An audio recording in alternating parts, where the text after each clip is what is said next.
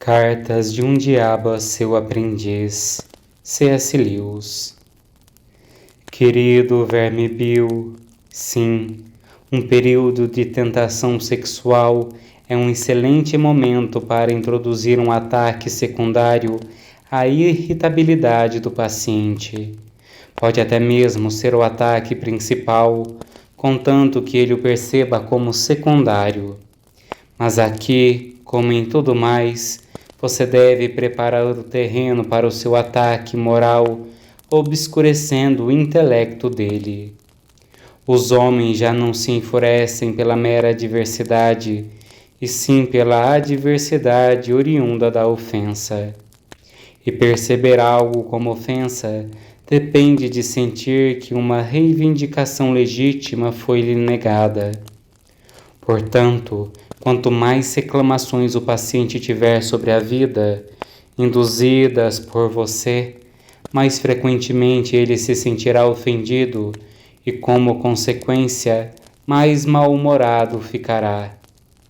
Bem, você já deve ter notado que nada o deixa mais facilmente furioso do que descobrir que um certo período de tempo, o qual julgava ter à sua disposição, foi inesperadamente tirado dele. É a visita inesperada, quando ele espera ter uma noite mais tranquila, ou a mulher tagarela do amigo, que aparece quando ele esperava ter um tete-a-tete com um amigo apenas, que podem deixá-lo irritado. Mas ele não é ainda tão pouco caridoso ou preguiçoso a ponto de essas pequenas exigências à sua cordialidade serem, em si mesmas, excessivas para ele.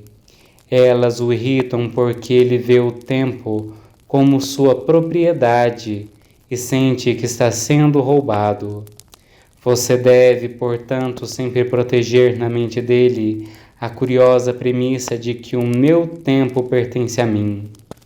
Deixe-o sentir que começa cada dia como legítimo proprietário de 24 horas. Deixe-o sentir que aquele pedaço de sua propriedade que tem de ceder a seus empregadores é um tributo muito pesado e que aquela outra porção de tempo que ele cede aos deveres religiosos é uma generosa doação. Mas ele jamais deve duvidar de que a soma total de tempo que sofreu essas deduções era, de algum modo misterioso, um direito de nascença.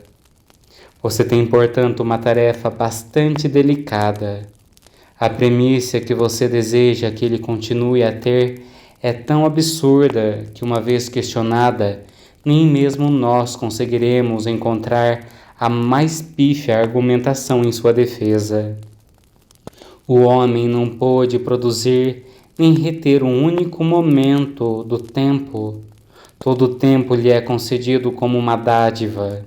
Do contrário, ele poderia muito bem considerar o sol e a lua seus bens móveis. Ele também está, em tese, determinado a servir totalmente ao inimigo.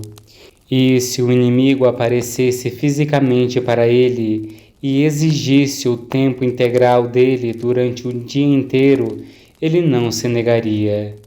Ele ficaria imensamente aliviado se esse dia não envolvesse nada mais trabalhoso do que ouvir a conversa de uma mulher tola, e ficaria aliviado quase a ponto da decepção se por meia hora durante esse dia o inimigo dissesse: agora você está livre para se divertir. Mas até mesmo ele se dará conta, se meditar sobre isso um instante, de que na verdade ele se encontra todos os dias nessa situação. Assim, quando falo de perseverar essa premissa na mente dele, a última coisa que desejo que você faça é fornecer-lhe argumentos para defendê-la, pois eles não existem. Sua tarefa é de caráter puramente negativo. Não deixe que os pensamentos dele se aproximem nem um pouco dessa premissa.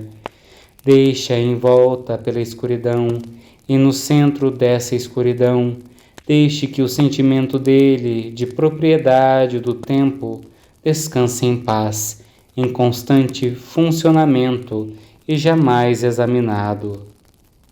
O sentimento de posse em geral sempre deve ser encorajado. Os humanos sempre fazem reivindicações quanto às suas posses, que soam igualmente engraçadas aos ouvidos, tanto do céu quanto do inferno, e devemos encorajá-los a continuar assim. Muito da moderna resistência à castidade advém da crença dos homens de que são donos de seus corpos, que são como vastos e perigosos domínios, pulsando com a energia que fez os mundos, dos quais eles se encontram sem o consentimento deles, e dos quais podem ser expulsos ao bel prazer de outrem. É como se um pequeno príncipe colocado pelo pai por amor no comando de alguma grande província, sob a gerência real de sábios conselheiros, passasse a imaginar que ele realmente é dono de todas as cidades, florestas e sementes, do mesmo modo que é dono dos bloquinhos de anotar com que brinca no chão da creche. Nós produzimos essa sensação de posse não apenas por meio do orgulho, mas também pela confusão. Nós ensinamos-lhes a não notar os diferentes sentidos do pronome possessivo, a sutis diferença deste meu livro, passando por meu cachorro, meu empregado, minha mulher, meu pai, meu mestre e meus pais, até meu Deus. Nós podemos ensiná-los a reduzir todos esses sentidos ao de minhas botas, o meu de posse. Mesmo na creche, uma criança pode aprender a referir-se, quando diz meu ursinho, não ao velho objeto de afeição com que se estabelece uma relação especial, pois é isso que o inimigo irá ensinar-lhes se não tivermos cuidado. E sim, o ursinho que eu posso desfazer em pedacinhos se eu quiser.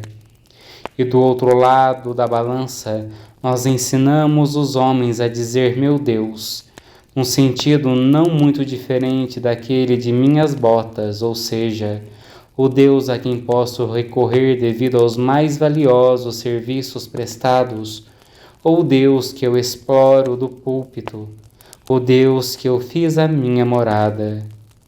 E durante todo o tempo a grande piada é que a palavra meu, no seu sentido puramente possessivo, não pode ser pronunciada por um ser humano sobre coisa alguma.